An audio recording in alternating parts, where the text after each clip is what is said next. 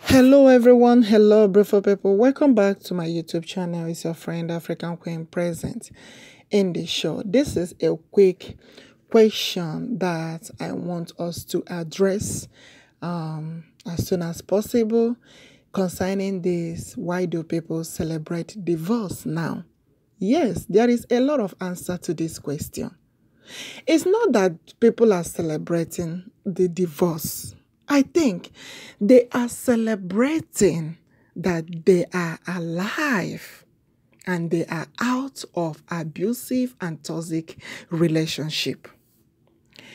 Like I said earlier, no marriage is a paradise. Everybody or anybody that you see now, their marriage is shining, they are happy in their marriage, rejoicing. There must be a work that they put in their marriage. They cannot deny that they have not had any argument or they have not been in the process of trying to work on their marriage before they can shine out. Because there is a lot of ups and downs in marriage, which if someone that if you did not, hand it very well, sometimes it will lead to divorce. And sometimes the thing that will cause divorce in this marriage is not the same thing that will cause divorce in the other marriage. In this marriage, maybe you can handle what the other person cannot handle in her own marriage. So there are so many different things that lead to divorce and that lead to someone maybe celebrating that they are out of that marriage. There are so many things that happens in the marriage. Sometimes lack of respect, maybe the man is not giving the woman the respect she deserves, or the woman is not giving the man the respect she deserves. But one thing people are forgetting is that respect is a reciprocal, meaning that when two of you need this respect, both of you need it. So both of you will work on that respect and talk it out and say, let's delete disrespect. In this our relationship, can we delete disrespect so that you should understand that I will respect you and you will respect me? And it works, it balances. You can take your marriage and form it like brothers and sisters. You can take it and form it like husband and a wife. You can take it and form it like my best friend. Whatever you want that your marriage to be, for you to enjoy it. Sometimes the Africans, they don't understand it. They're like, we have to keep that African culture. Yes, we believe that. But on top of that African culture, can we believe that civilization is arising? We are not in the olden days now. We are not in the olden days, but that does not mean that the respect will not be there. But let them try to understand that what we are avoiding is the violence in marriage. Those things that were happening in those days, that were happening before, we don't want it to continue happening. That is why both men and the women have to work together in that marriage for it to work. Don't see your wife as a slave. Don't see your wife as a maid. Just see your wife as your own partner, your own body, your own person. Even if your wife wrong you or your husband wrong you, you're like, okay, I'm forgiving you because you are my own. But there are some certain things that will happen in the marriage. You're like, can this one be forgiven? That is the ones maybe they cannot. It was so hard for them to handle. Maybe that lead to divorce. Maybe a woman threatened to kill a man, or a man threatened to kill the wife. Or you have seen the marriage is so hot that it's so hard for you to bear. It's so hot that you cannot handle it. You got to run away, my dear. Nobody is an island. You have to save your life and save the man's life, because if each other hurt each other, the other one is not free either. It's not free. That is why there are so many lessons, courses, classes classes you have to take in order to understand this marriage very well. But sometimes you don't have to do that. It's up to the person. It's up to anyone who wants to do that, who wants to really find out how will I handle this marriage in order to make sure it works very well. Okay, let me tell you a story. This woman is saving money from her working pocket.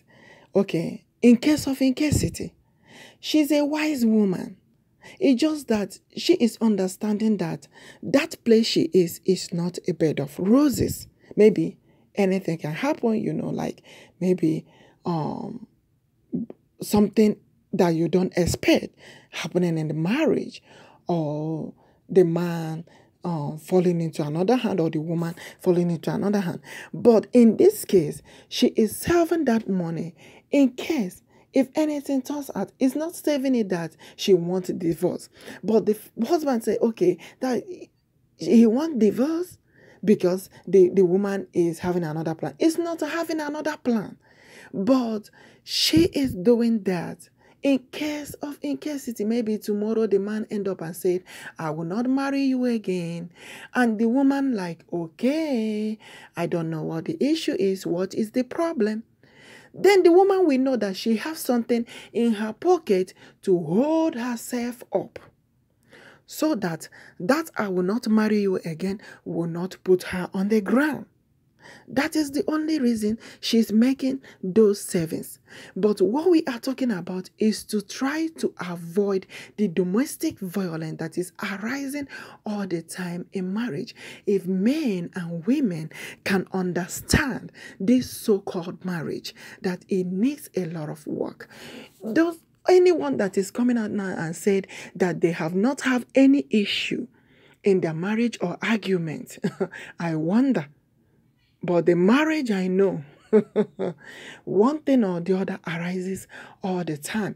Either maybe the woman have only girls, or they are looking for girls, they have only boys, or the woman don't have any child at all, or one thing or the other, just one thing or the other. And maybe in the beginning of the marriage, you don't expect those things to be a problem.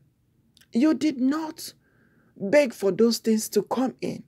But as time goes on, because you are coming into marriage, you don't even know whether you will have a boy or a girl or this thing, because in so many places, countries, Africa, they are so much interested in some species they want to have.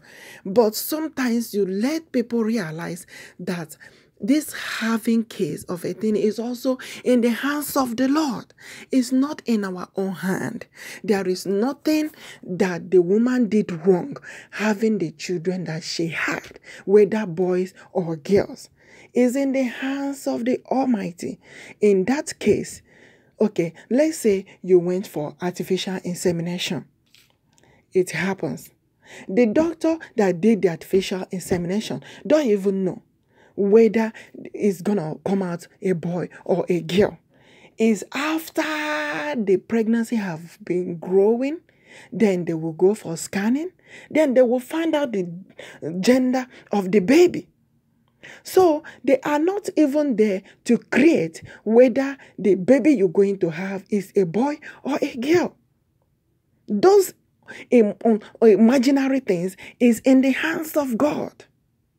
Those things that we cannot, maybe we don't know how it happens or how it will happen, is in the hands of God. The ones we can handle it as a human being.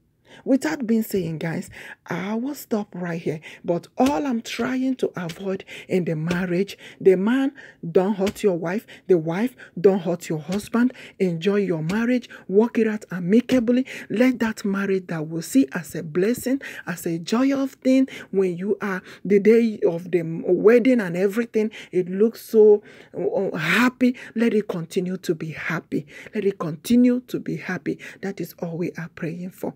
And let everyone move on with their life. Thank you, guys. I love you all.